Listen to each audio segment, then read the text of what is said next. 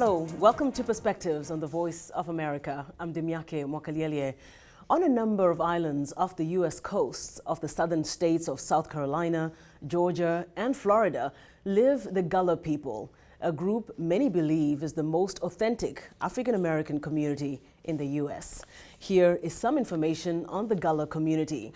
The Gullahs are descendants of African slaves who came primarily from what is now Sierra Leone, Liberia, Angola, and Guinea-Bissau. Because of their geographical isolation and strong community life, the Gullahs have been able to preserve more of their African cultural heritage than any other group of Black Americans. And Penn Center is a Gullah community organization on St. Helena Island, South Carolina.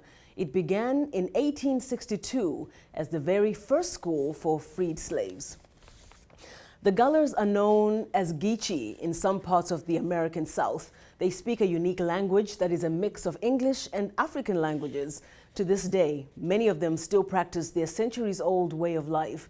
But it is a way of life that is endangered. For producer Roger Sue, Elaine Liu has that story.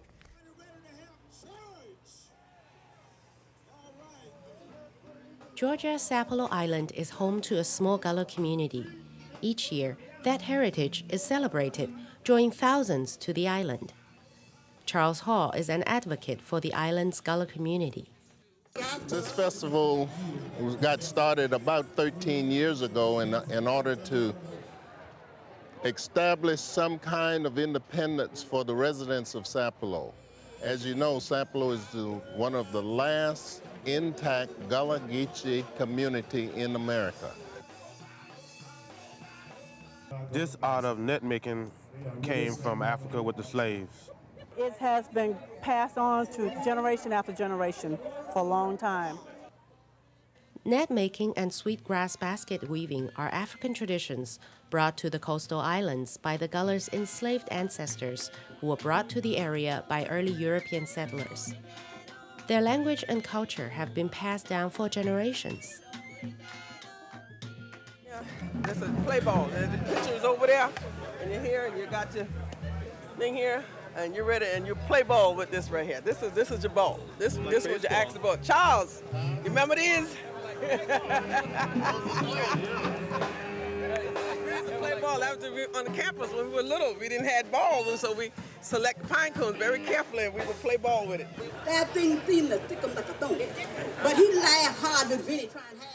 The Gullahs speak an English-based Creole language with grammar and sentence structure from African languages.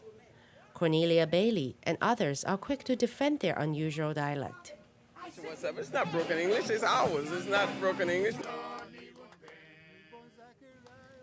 Just off the coast of South Carolina, St. Helena Island is another Gullah community.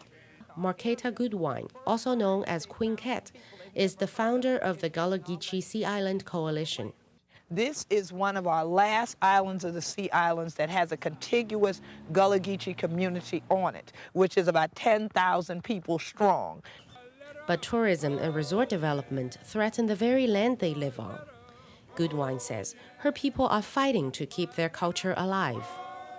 Their efforts paid off. The U.S. Congress passed the Gullah Geechee Cultural Heritage Corridor Act in 2006 to fund the preservation of the rich Sea Island culture and history. If Hona ain't know where Hona they're from, Hona ain't going to know where Hona they're going. So if you don't know where you're from, you won't know where you're going. Us, the land is our family because our blood, sweat, and tears is in this soil. And the waterways around us, for us, are our bloodline. So we don't want to be removed from any of that.